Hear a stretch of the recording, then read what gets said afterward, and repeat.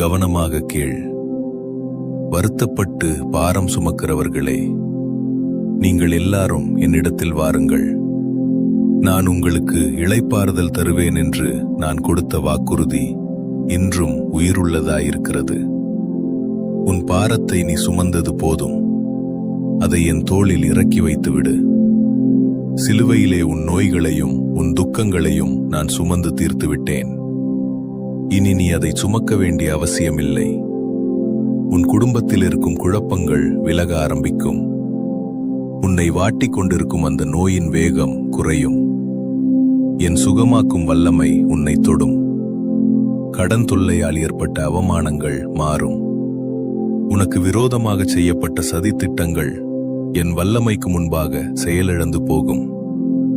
நான் உனக்கு முன்னால் நடந்து சென்று கோணலானவைகளை நேராக்குவேன். உன் பயணம்